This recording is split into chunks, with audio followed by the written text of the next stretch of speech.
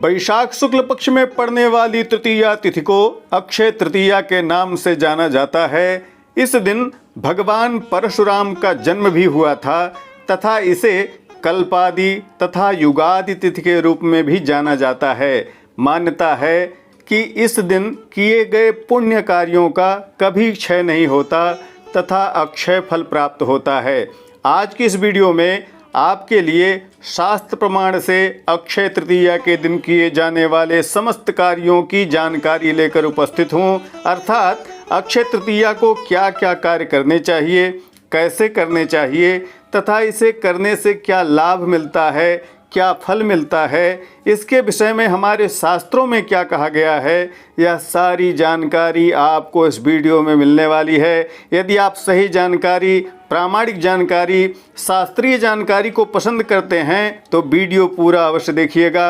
मैं हूं काशी वाराणसी से पंडित सतीश चंद्र पांडे आचार्य कश्यप। यदि आप चैनल पर नए हैं तो कृपया सब्सक्राइब करके नोटिफिकेशन बेल को जरूर ऑन कर लें। वीडियो को लाइक करके कमेंट में भगवान विष्णु के पावन नाम का जयकारा जरूर लगाइएगा। और यदि आपको यह लगे कि सचमुच यह वीडियो महत्वपूर्ण है तो अपने लोगों को अवश्य शेयर करिएगा, क्योंकि सही जानकारी सभी तक अवश्य पहुंचनी चाहिए। आइए इस महत्वपूर्ण वीडियो का शुभारंभ करते हैं। वैशाख महीने की शुक्ल पक्ष की तृतीया को अक्षय तृतीया के नाम से जाना जाता है। नारद पुराण में कहा गया है, वैशाखे शुक्ल पक्षे तु तृतीया रोहिणी युता दुर्लभा बुधवारेण सोमे नापि युता तथा।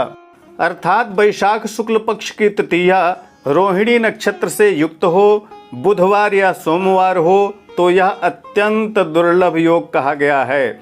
और कहा गया है, गौरी विनायकोपेता रोहिणी बुध संयुता बिनापि रोहिणी योगात पुण्य कोटि प्रदा सदा। अर्थात तृतीया चतुर्थी तिथि से युक्त हो या रोहिणी तथा बुधवार से युक्त हो या रोहिणी न भी हो तो भी सदा करोड़ों पुण्यों को देने वाली है। भविष्य पुराण में हेमाद्रि का कथन है कि वैशाखे शुक्ल पक्षे तु तृतीयायाम तथैव च गंगा तोये नरस्नात्वा मुच्यते सर्व किल विषयी। अर्थात वैशाख मास के शुक्ल पक्ष की तृतीया तिथि में गंगा जल में मनुष्य स्नान करके समस्त पापों से मुक्त हो जाता है। अर्थात अक्षय तृतीया के दिन जो सबसे पहला कार्य है वह है गंगा स्नान। तो हमें यदि सुलभता हो तो इस दिन गंगा स्नान करने जाना चाहिए। और यदि आप नहीं जा पा रहे हैं तो कम से कम घर में गंगा जल मिश्रित जल से स्नान जरूर करें तथा गंगा गंगा इस नाम का स्मरण अवश्य करें। आगे कहा गया है, तस्याम कार्यो यवैर होमो यवैर विष्णुम समर्चयेत यवान दद्या द्विजातिभ्यः प्रयतः प्राशयेत देवान। अर्थात अक्षय तृतीया के दिन जव द्वारा हवन करे, जव से भगवान विष्णु की पूजा करे तथा ब्राह्मणों को जव का दान करके जव का भक्षण करना चाहिए। भविष्य पुराण में कहा गया है, उद कुंभान सकनकान सान्नान सर्वरसई सह जव गोधूम चणकान सक्तु दध्योदनम तथा ग्रैष्मिकम सर्वमेवात्र सस्यम दाने प्रशस्यते। अर्थात इस दिन स्वर्ण, अन्न तथा सब रसों से पूरित जल कुंभ को जव, गेहूं, चना, सत्तू, दही, चावल तथा ग्रीष्म ऋतु में उपयुक्त सभी वस्तुओं का दान करना चाहिए। देवी पुराण में कहा गया है, तृतीयायाम तु वैशाखे रोहिण्यर्क्षे प्रपूज्यतु उदकुंभ प्रदानेन शिवलोके महीयते। अर्थात वैशाख मास के शुक्ल पक्ष की तृतीया और रोहिणी नक्षत्र में जो कोई जलपूरित कुंभ का पूजन करके दान करता है वह शिवलोक में जाता है।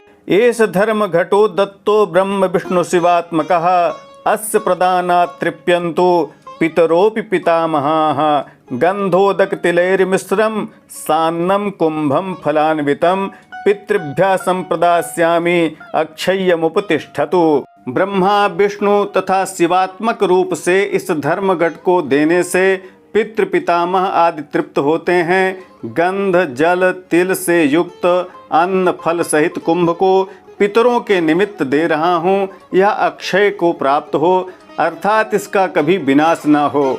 अत्र च पिंड रहितम श्राद्धम कुर्यात् अयनद्युते श्राद्धम विश्वद्युते तथा युगादुश्च सर्वासु पिंड निर्वपणादृते। हेमाद्र निबंध में पुलस्त का कथन है कि दक्षिणायन तथा उत्तरायण में, तुला तथा मेष की संक्रांति में सब युगादि तिथियों में बिना पिंड के श्राद्ध करना चाहिए। पृथ्वी चंद्रोदय ग्रंथ में कहा गया है, अत्र समुद्र स्नानम प्रशस्तम युगादौ तु नरः स्नात्वा विधिवत लमणो दधौ गो सहस्र प्रदानस्य कुरुक्षेत्रे फलम यत तत्फलम लभते मर्त्यो भूमिदानस्य च ध्रुवम। अर्थात इस दिन समुद्र स्नान को उत्तम बतलाया गया है। जो मनुष्य युगादि तिथियों पर समुद्र में विधिवत स्नान करते हैं, उन्हें 1000 गोदान और भूमिदान करने का जो फल कुरुक्षेत्र में प्राप्त होता है, वही फल मिल जाता है, यह निश्चित है। ऐसा प्रत्येक युगादि तिथि में जानना चाहिए। अक्षय तृतीया भी युगादि है, इसलिए इस दिन इस कार्य को अवश्य करना चाहिए। इस दिन भगवान परशुराम की जयंती भी होती है। स्कंद पुराण तथा भविष्य पुराण के अनुसार वैशाखस्य शिते पक्षे तृतीयायां पुनर्वसौ निशायाः प्रथमे यामे रामाख्या समये हरिः सोच्चगैः षड्ग्रहेर्युक्ते मिथुने राहु संयुते रेणुकायास्तु यो गर्भादवतीर्णो हरि स्वयं। अर्थात वैशाख मास के शुक्ल पक्ष की तृतीया में पुनर्वसु नक्षत्र में रात्र के प्रथम प्रहर के समय रेणुका जी के गर्भ से स्वयं हरि ने अवतार लिया। उस समय 6 ग्रह उच्च में तथा राहु मिथुन राशि में था। यदि तृतीया 2 दिन हो तो जो शुद्ध हो उसे ग्रहण करना चाहिए। अस्याम किंचित जप होम पित्त तर्पण दानादि क्रियते तत्सर्वम अक्षयम यम रोहिणी बुधि योगे महापुण्या अत्र देवतोद्देशेन पितृद्देशेन च उदक कुंभदान मुक्तम। अर्थात इस दिन जो कुछ भी जप होम तर्पण दान हम करते हैं, वह अक्षय पुण्य देने वाला हो जाता है, कभी उसका विनाश नहीं होता। इस दिन देवता तथा पितृ दोनों के लिए जल कुंभ का दान करना चाहिए। सत्तू, स्वर्ण, व्यजन, तिल, जव, छाता आदि का दान करना चाहिए। भगवान विष्णु की चंदन तथा तुलसी से पूजा करनी चाहिए। बद्री केदारनाथ की यात्रा करनी चाहिए। भगवान परशुराम तथा भगवान विष्णु की पूजा करनी चाहिए। व्रत धारण करना चाहिए। तिथि का समापन होने पर पारण करना चाहिए। आशा है वीडियो आपके लिए उपयोगी होगी। लाइक, कमेंट तथा शेयर अवश्य कीजिएगा। प्रामाणिक व्रत पर्व त्योहार, ज्योतिष, वास्तु तथा ग्रह बाधा निवारण संबंधी वीडियो देखने के लिए बने रहें हमारे साथ। नमस्कार। जय विश्वनाथ।